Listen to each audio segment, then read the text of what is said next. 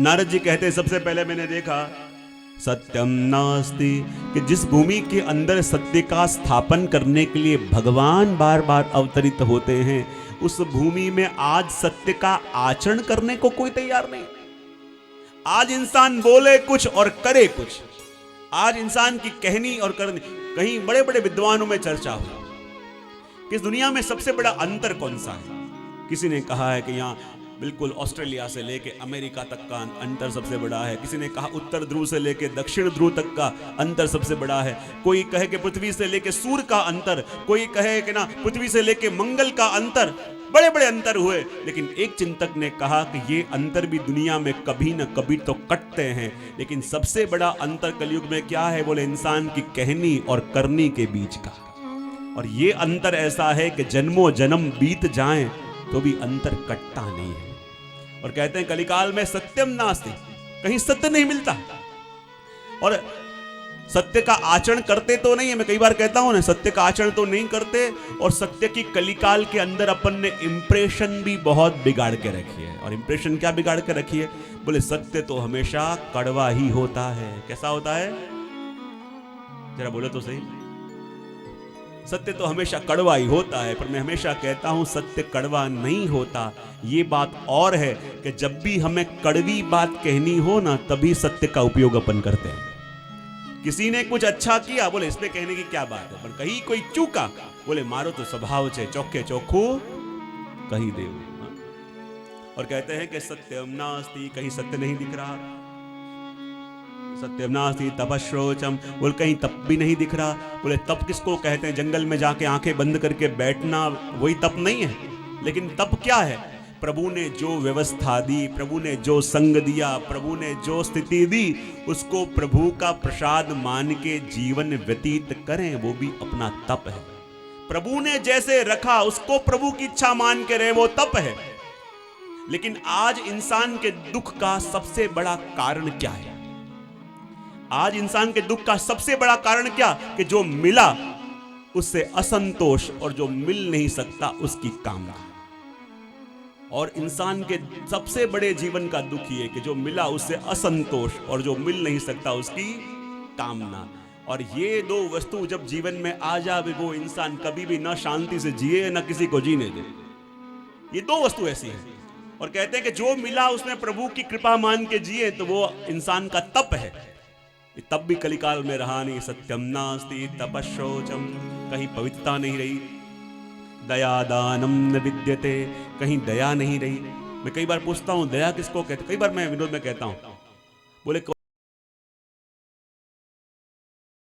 करुणा जगे तो उसे दया कहेंगे कि नहीं कहेंगे? हाँ कि ना? तो बोलो। किसी को रोता देख के, किसी को दुखी देख के आप भी दुखी हो गए, तो फिर ये दया है कि नहीं है? हाँ हाँ या ना? हाँ। किसी को दुखी देख के आप भी दुखी हो गए, तो ये दया तो है, पर ये दया दो कौड़ी की है। बोले क्यों? क्योंकि पहले 5 दुखी थे, उसको देख के आप भी दुखी हुए, तो दुखियों की संख्या कितनी हुई? बहुत बढ़िया। ये तो दुखियों की लिस्ट में आपने अपना नाम जोड़ लिया। तो दुखियों की संख्या बढ़ाना वो दया नहीं, दुखियों की संख्या को घटाना वो दया है। दया दानम न विद्यते, कहीं दया भी नहीं रही, कहीं दान भी नहीं रहा। उदरम भरिनो जीवा वराह काकूट भाषण, और कैसे भी करके अपने पेट को भर लेना, उसी को बहुत बड़ा चतुर माना जाएगा। और जो सिद्धांतों को पकड़ के बैठा रहेगा, जो गलत नहीं करेगा, गलत नहीं सुनेगा, उसको लोग टाइटल दे देंगे, या तो भगवान नो मानस छे। શું ટાઇટલ આપશે? આ તો ભગવાનનો માણસ, અને ભગવાનનો માણસ એટલે આ સંસારના કામનો નથી। બહુ સરસ। तो उसको टाइटल दे देंगे और कहते हैं कि उदरम बरिनो जीवा, जो कैसे भी करके इस कलिकाल में अपना और अपने परिवार का पेट भर लेगा, उसको बहुत बड़ा चतुर माना जाएगा। और कूट भाषिणा, उसकी भाषा भी बड़ी कूट भाषा हो जाएगी, उसकी भाषा भी बड़ी व्यंग करने वाली हो जाएगी। आगे कहा मंदा सुमंद मतयो मंद भाग्या द्रभद्रता। इस कलिकाल के अंदर इंसान बड़ा आलसी हो जाएगा। और आलसी हो जाएगा यानी उसके सारे बड़े बड़े प्लानिंग तो होंगे, लेकिन सारे कागज पे अमल पे कभी आएंगे। और कहेगा कि हूँ धारू तो आम करी नाकू, हूँ धारू तो आम करी नाकू, आकी जिंदगी बीती जाए पण धारे बहुत ज्यादा। मंदा सुमंद मतयो हो, उसकी मति भी मंद हो जाएगी। भाग्य भी मंद, और क्या होगा? बोले पाखंड निरता संतो विरक्ता सब परिग्रहा, और पाखंडी लोग भी संत बन के विचरण करने लगेंगे। विरक्ता सब परिग्रहा, जो विरक्त है वो परिग्रही होंगे। तरुणी प्रभुता गे शाल को बुद्धिदायक, घर घर में घरवाली का राज चलेगा, साला सलाहकार होगा। और सारे कलिकाल के लक्षण देखते देखते नारद जी कहते हैं कि जब मैं यमुना जी के तट पे आया, और यमुना जी के तट पे आया तो मैंने एक आश्चर्य देखा। बोले क्या देखा? यमुना जी के तट पे एक सुंदर कन्या खड़ी है, बहुत सारी सुंदर स्त्रियां उसे पंखा कर रही हैं। उसके सामने दो वृद्ध व्यक्ति लेटे हुए हैं, और जैसे ही वो स्त्री ने मुझे देखा, हाथ करके मुझे बुलाने लगी और कहने लगी, भो भो साधु क्षणं तिष्ठ, ओम नमो भगवते वासुदेवाय, भो भो साधु क्षणं तिष्ठ, ओम नमो भगवते वासुदेवाय, मत चिंता विनाशाय, ओम नमो भगवते वासुदेवाय, भो भो साधु क्षणं तिष्ठ, ओम नमो भगवते वासुदेवाय। नारद जी को देखते ही वो कन्या कहने लगी, भो भो साधु क्षणं तिष्ठ, हे साधु एक क्षण के लिए रुक जाओ, आपके दर्शन करने मात्र से मेरे मन की सभी चिंताएं दूर हो रही हैं। हे साधु रुक जाओ, आपके दर्शन करने मात्र से मेरे सभी प्रश्नों को समाधान मिल रहा है, कृपा करके ठहर जाइए आप। और जहां नारद जी ने देखा, पूछा, अरे देवी आप कौन हो? ये सुंदर स्त्रियां आपको पंखा कर रही हैं, सेवा कर रही हैं, वो कौन है? दो वृद्ध व्यक्ति आपके पास लेटे हुए हैं, वो कौन है? मतलब भक्ति महारानी ने परिचय देते हुए कहा, अहम भक्ति रीति ख्याता ईमो में तनयौ मतौ। बोले मैं स्वयं भक्ति महारानी हूं, और ये दोनों वृद्ध व्यक्ति जो मेरे पास लेटे हुए हैं, ये मेरे माने हुए पुत्र ज्ञान और वैराग्य हैं। ये गंगादी नदियां हैं जो मेरी सेवा कर रही हैं।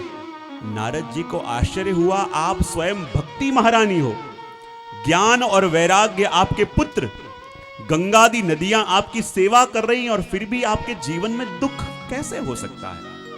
कृपा करके परिचय दीजिए, आप कहां से पधारी, आपका इतिहास क्या है?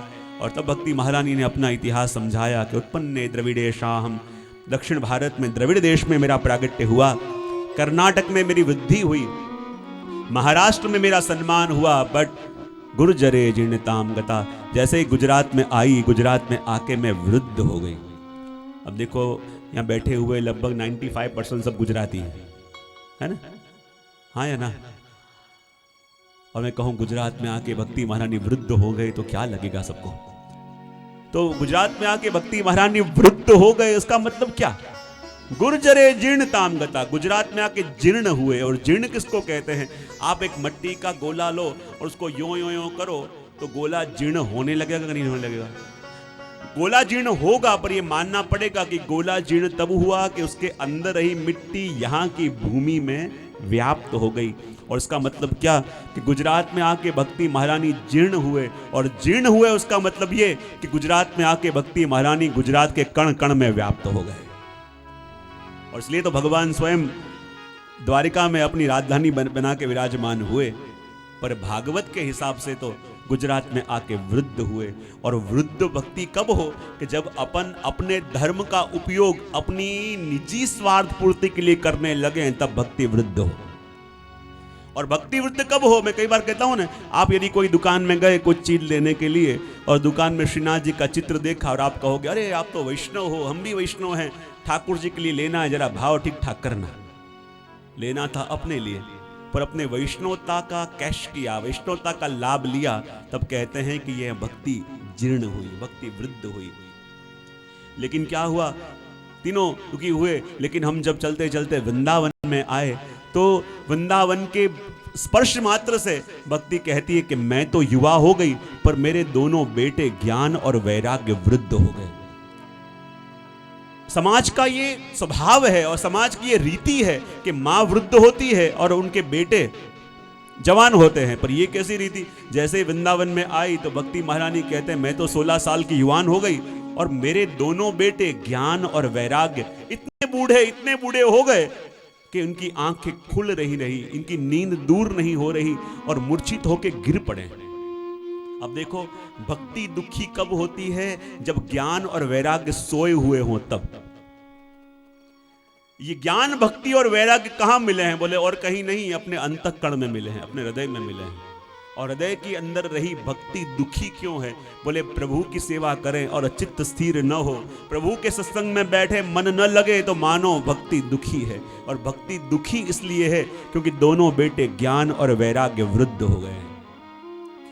ज्ञान वृद्ध कब होता है? जो सब कोई चीज अपन जानते हैं, सब कोई वस्तु सुन रखी है, क्या करना चाहिए क्या नहीं करना चाहिए सब कुछ जान के बैठे हैं, लेकिन जब जीवन में उतारने की बात आवे तब कुछ याद न आवे, तब मानो ज्ञान सोया हुआ है। और वैराग्य की बात अपन करें तो सब कुछ जानते हैं, जब यहां बैठे हैं तो बहुत अच्छे अच्छे विचार आवे कि हमको ये सेवा करनी चाहिए, हमको भी सत्संग करना चाहिए, अच्छे अच्छे विचार आवे। लेकिन जैसे ही घर पहुंचे, टीवी ऑन किया और ना करवू तो छे पण हजी आपड़े, बहुत सरस, करवू तो छे पण हजी आपड़े वार छे। तो मानो कि वैराग्य भी अभी सोया हुआ है, वैराग्य भी वृद्ध है। तो हम सभी के अंदर भक्ति को प्रसन्न करना है, तो भक्ति प्रसन्न कब हो? कि जब सोया हुआ ज्ञान भी जगे और सोया हुआ वैराग्य भी जगे। और मैं हमेशा कहता हूं कि ज्ञान क्या है? वो नहीं जो बाहर से डाला जाए, वो जो भीतर से प्रगटा के बाहर लाया जाए। जो भी बाहर से दिया जाता है उसे कहते हैं इंफॉर्मेशन, माहिती, लेकिन जो भीतर से प्रगटे उसको कहते हैं नॉलेज, उसको कहते हैं ज्ञान। ज्ञान और इंफॉर्मेशन दोनों में क्या भेद है? जैसे कई बार आप कुआं खोदते हो और कई बार स्विमिंग पूल भरते हो, दोनों में क्या भेद है? एक कुआं खोदा जाए और एक स्विमिंग पूल भरा जाए, दोनों में क्या भेद होता है? हाँ क्या? बहुत सरस। कुआं और स्विमिंग पूल दोनों की बात करी तो स्विमिंग पूल में क्या होता है? पानी बाहर से डाला जाता है, और कुएं में क्या होता है? बस ज्यादा का कंकर कीचड़ पत्थर निकालते जाओ और भीतर छुपी वो सरिता फूट निकलती है, उसको कहते हैं ज्ञान। तो यहां 7 दिन तक मैं पहले कहा ना, कुछ डालने नहीं आया हूं क्योंकि पहले ही बहुत भर के बैठे हो, या ना मुझे कुछ देना है, ना कुछ सिखाना है, ना कोई उपदेश देना है। यहाँ 7 दिन कुछ करना ही नहीं है, बस ज्यादा का कीचड़ कंकर पत्थर सब भरा है, 7 दिन को वही निकालना है। और जब वो निकलेगा तो भीतर कहीं किस कोने में छुपी हुए सरिता फूट निकलेगी और सरिता प्रगटेगी, वही तो सच्चा ज्ञान होगा। हाँ? क्योंकि कुछ देने की जरूरत नहीं है, पहले से ओवरलोडेड हो सब लोग, इतना सुन के बैठे हो और कई लोग तो कथा प्रूफ हो जाते हैं, जैसे वाटर प्रूफ, फायर प्रूफ और क्या क्या आता है, बुलेट प्रूफ, ऐसी कथा प्रूफ। न कितना भी के फर्क न पड़े तो कहते हैं क्यों? क्योंकि चीजें सब बाहर से अंदर जा रही है, और बाहर से अंदर जाएंगी तो खाली आप टैप रिकॉर्डर की तरह हो गए हो। टैप रिकॉर्डर ऑन करो तो गीता भी बजेगी, टैप रिकॉर्डर ऑन करो तो भागवत भी बजेगा, लेकिन क्या आप बोल रहे हैं उसको खुद को पता होता। बहुत बढ़िया। तो अपनी दशा भी कुछ ऐसी है ना? नहीं, वो एक व्यक्ति ने तोता पाला था और तोते को सिखाया था कि देख, तो पिंजरा खुला रहेगा तो बिल्ली आएगी, और बिल्ली आएगी तो खा जाएगी, इसलिए बिल्ली आवे तो उड़ जाना। उसे रोज सिखावे, और तोता ने भी बोलना सीख लिया कि पिंजरा खुला रहेगा तो बिल्ली आएगी तो खाएगी, तो बिल्ली आवे तो उड़ जाना। पूरा दिन वो महामंत्र बोलता रहता, और वो घर में एक बिल्ली चारों ओर घूमती रहती थी, कभी मौका मिले तो इस तोते को मैं खा लूं। और एक दिन जब परिवार के लोग बाहर गए, गलती से पिंजरा खुला रह गया, और जिस मौके की तलाश में बिल्ली थी, आज वो मौका मिला। और जैसे ही दीवार के पीछे छुपी हुई थी, उसने चेहरा करके तोते की ओर देखा, और तोता बोला कि पिंजरा खुला रहेगा तो बिल्ली आएगी तो खा जाएगी, इसलिए बिल्ली आवे तो उड़ जाना। और बिल्ली तो धन्य हो गई कि इतने महाज्ञानी तोते के दर्शन आज से पहले कभी नहीं करे थे। बोले बड़े बड़े पक्षियों को खाया, पर ऐसा ज्ञानी तोता जिसको पूरा ज्ञान है कि बिल्ली आएगी तो खा जाएगी, बिल्ली आवे तो उड़ जाना। बिल्ली पीछे सूख गई, पिंजरा खुला था, पिंजरा खुला था, फिर से बिल्ली ने देखा, फिर से बोला पिंजरा खुला रहेगा तो बिल्ली आएगी तो खा जाएगी, इसलिए बिल्ली आवे तो उड़ जाना। फिर से बिल्ली पीछे गई। अब 4-5 बार हुआ, उसने कहा कि बिल्ली आ तो गई है, पिंजरा खुला है, लेकिन तोता उड़ क्यों नहीं रहा? थोड़ा एक बार मैं ट्राई करती हूँ। थोड़ी बिल्ली और आगे गई, आगे बिल्ली को देखा, तोता बोला बिल्ली आएगी तो खा जाएगी, बिल्ली आवे तो उड़ जाना, लेकिन उड़ा नहीं। बिल्ली और आगे गई, फिर तोता बोला पिंजरा खुला रहेगा तो बिल्ली आएगी तो खा जाएगी, इसलिए बिल्ली आवे तो उड़ जाना। बिल्ली और पास गई पर उड़ा नहीं। तोता बोलता रहा। बिल्ली को पता चल गया कि इसने सारे शब्द कंठस्थ किए हैं, इसको पता नहीं है कि बिल्ली कहते किसको हैं, इसको पता नहीं है कि उड़ना कहते किसको हैं, इसको पता नहीं है पिंजरा कहते किसको हैं।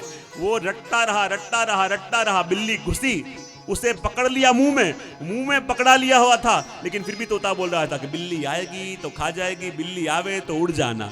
और बिल्ली उसको पकड़ के ले गई। और बराबर यही दशा आपने सब की है। सबका स्वभाव होता है ने कंठस्थ मोढ़े छे। कई पण पाठ को हिमनाष्टक हमने मोढ़े, सर्वोत्तम जी हमने मोढ़े, हमने मोढ़े, पर अपनी दशा उस तोते से बढ़कर और कुछ नहीं है। सब कुछ रटता है, सब कुछ बोलता है, लेकिन जब भी वो दुस्संग आता है अपन बोलते रहते हैं कि शिक्षा पत्र में तो आम कहવું છે, दुस्संग आवे ત્યારે मौन થઈ જવું, दुस्संग आवे ત્યારે न करવું, बोलते रहते हैं। दुस्संग आता भी है, अपने मुख में पकड़ के ले भी जाता है, और अपन सिर्फ वही वस्तु को रटते रहते हैं, क्योंकि शब्दों को रट लिया है, शब्दों को पकड़ लिया है, और अंदर छुपी किसी वस्तु को भूल गए हैं। तो अपनी दशा भी ऐसी है कि ज्ञान सोया हुआ है और वैराग्य भी सोया हुआ है।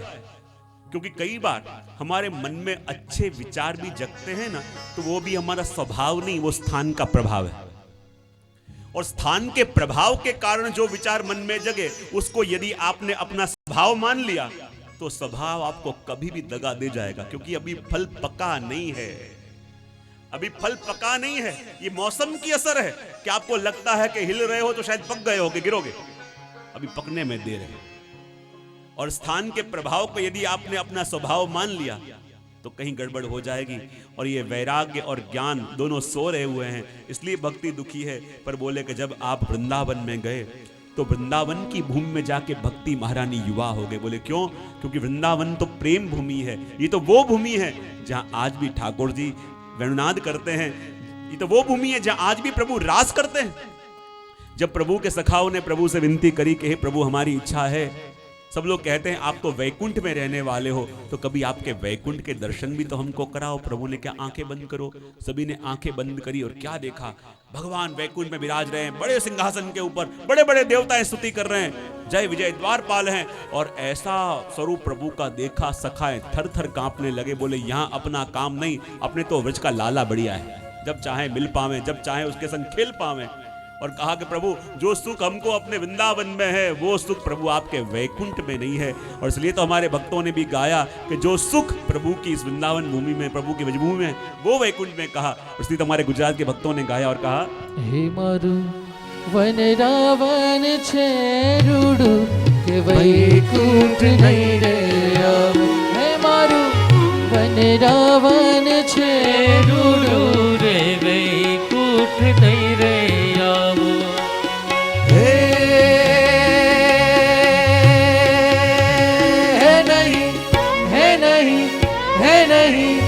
आऊ हो नंद जी ना लाल रे वैकुंठ नहीं रे आव।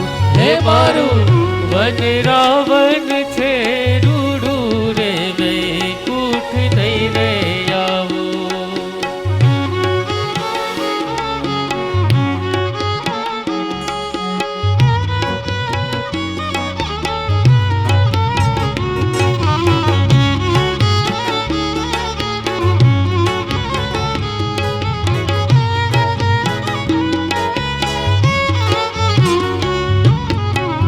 બેસી રહેવો ને મારે ટગ ટગ જો, બેસી રહેવો મારે ટગ ટગ જો, બેસીને રહેવું મારે ટગ ટગ જો, બેસીને રહેવો મારે ટગ ટગ જો।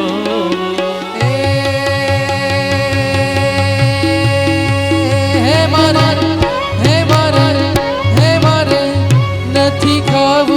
નથી પીવું હો નંદજીના લાલ રે વૈકુંઠ નહીં રે આવું હે મારું વન રાવણ છે રૂડું રે વૈકુંઠ નહીં રે જાવું જય હો.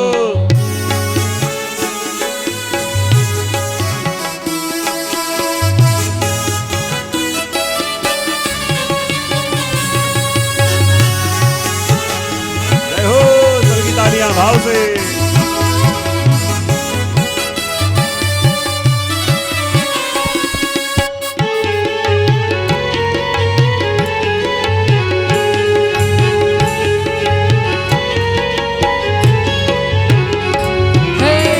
સ્વર્ગના લોક છે અતિ ઘણા કુડા સ્વર્ગના લોક છે અતિ ઘણા કુડા સ્વર્ગના લોક છે અતિ ઘણા કુડા સ્વર્ગના લોક છે અતિ ઘણા કુડા હે વાસી હે વાસી હે વાસી વ્રજના લોક છે રૂડા ઓ નંદજીના લાલ રે વૈકુંઠ નહીં રે આવો હે મારો વન રાવણ છે રૂડું રે વૈકુંઠ નહીં રે આવો जय हो.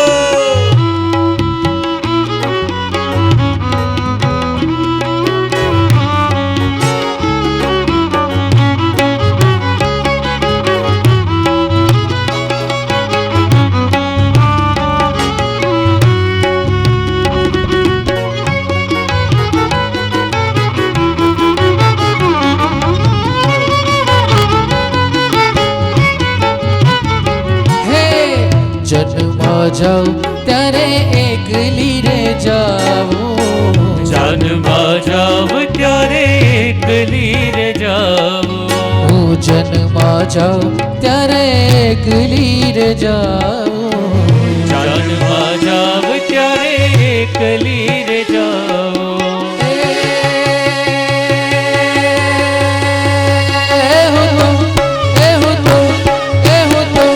બંસીનો નાદ સુણી આવું હો નંદજીના લાલ રે વૈકુંઠ નહીં રે આવું હે મારો વન રાવણ છે રૂડું રે વૈકુંઠ નહીં રે આવું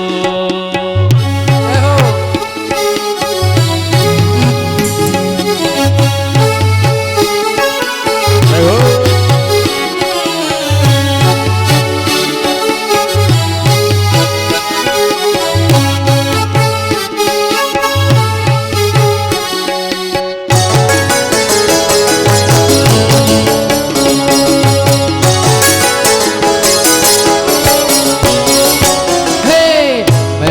નરસિંહના સ્વામી શામળિયા નરસિંહના સ્વામી શામળિયા નરસિંહના સ્વામી શામળિયા નરસિંહના સ્વામી શામળિયા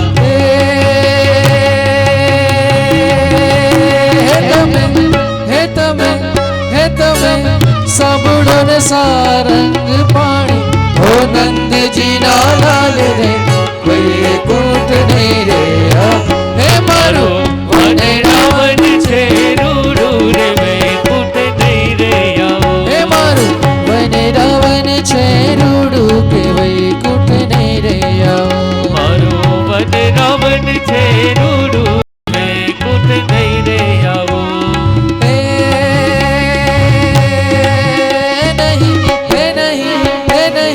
આવું હો નંદજીના લાલ રે વૈકુંઠ નહીં રે આવો હે મારું રાવણ છે રૂડું રે વૈકુંઠ નહીં રે આવો બેસીને રહેવું મારે ટક ટક જોવું બેસીને રહેવું મારે ટક ટક જોવું બેસી રહેવું ને મારે ટક ટક જોવું બેસીને રહેવું મારે ટક ટક જોવું હે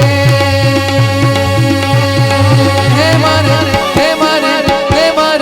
નથી ખાવું નથી પીવું હો નંદ નંદજી ના લાલ રે વૈકુંઠ નહીં રે આવું હે મારું વન રાવણ છે રૂડું રે વૈકુંઠ નહીં રે આવું મહેતા નરસિંહના સ્વામી શામળિયા મહેતા નરસિંહના સ્વામી શામળિયા મહેતા નરસિંહના સ્વામી શામળિયા મહેતા નરસિંહના સ્વામી શામળિયા તમે સાંભળો ને સારંગ પાણી હો નંદજી ના લાલ રે વૈકુંઠ નહીં રે આવું હે મારું વન રાવણ છે રૂડું રે વૈકુંઠ નહીં રે આવું કે વૈકુંઠ નહીં રે આવું કે વૈકુંઠ નહીં રે આવું કે વૈકુંઠ નહીં રે આવું કે વૈકુંઠ નહીં રે આવું કે વૈકુંઠ નહીં રે આવું કે વૈકુંઠ નહીં રે આવું હે મારો વનરાવન છે કે વૈકુંઠ નહીં રે આવું હે નહીં હે નહીં હે નહીં આવું હો નંદજી ના લાલ રે કે વૈકુંઠ ને રે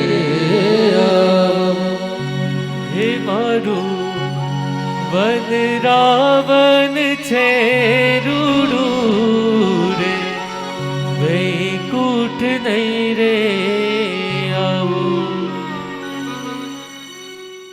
और जो सुख वृंदावन में मिले वो कहाँ मिले। और इसलिए तो वृंदावन में आके भक्ति महारानी युवा हुए, लेकिन जब नारद जी से जाना कि मेरे दुख का कारण कली काल है, कली युग है, और तब भक्ति महारानी ने नारद जी से ये प्रश्न किया कि जब दिग्विजय के समय परीक्षित का संवाद कलयुग के संग हुआ था और तब चाहते तो परीक्षित कलिकाल को मार सकते थे, लेकिन न मार के उसे आश्रय क्यों दे दिया। और इसलिए जब से कलिकाल आया हर एक वस्तु का सार चला गया है। जब जानते थे तो कलयुग को रहने क्यों दिया। और तब वर्णन करते हुए कहा कि परीक्षित भी वैष्णव हैं, और वैष्णव हैं इसलिए जानते हैं कि हर एक वस्तु के अंदर कोई न कोई गुण तो होता है। जानते हैं कि कलिकाल के अंदर अनेक अनेक दोष हैं, लेकिन फिर भी कलिकाल का एक बहुत बड़ा गुण है। बोले क्या? जो फल की प्राप्ति और युगों में अनेक अनेक जप तप व्रत अनुष्ठान करके मिलती, वही फल की प्राप्ति कलयुग में कलौ केशव कीर्तनार भगवत नाम लेने मात्र से हो जाएगी। और यही गुण को देख के परीक्षित ने कलयुग को रहने दिया। और जब अपन ये प्रसंग सुनते हैं तो हमें कितना संतोष हो जाता है कि कलयुग काल में कुछ करने की जरूरत नहीं है, प्रभु का नाम लो तो भी बेड़ा बहुत बढ़िया। लेकिन मैं हमेशा कहता हूं इस शब्द को लोरी की तरह मत लेना। ये लोरी नहीं, ये अलार्म बेल है। लोरी सुलाने के लिए होती है और अलार्म बेल जगाने के लिए। कहा कलिकाल में प्रभु का नाम लो तो भी बेड़ा पार, लेकिन इनडायरेक्ट ऐसे कहा है जब कलिकाल आएगा तो ऐसा माहौल हो जाएगा, ऐसा वातावरण हो जाएगा, आप चाहोगे प्रभु का नाम लो, आप चाहोगे प्रभु का गुणगान करो, पर आसपास का माहौल ऐसा होगा कि चाहकर भी आप कर नहीं पाओगे। आप घर में बैठ के मैच देख रहे हो, 4 घंटा देखा, 5 घंटा देखा, कोई हैरान करने वाला नहीं, कोई डिस्टर्ब करने वाला नहीं, कोई परेशान करने वाला नहीं।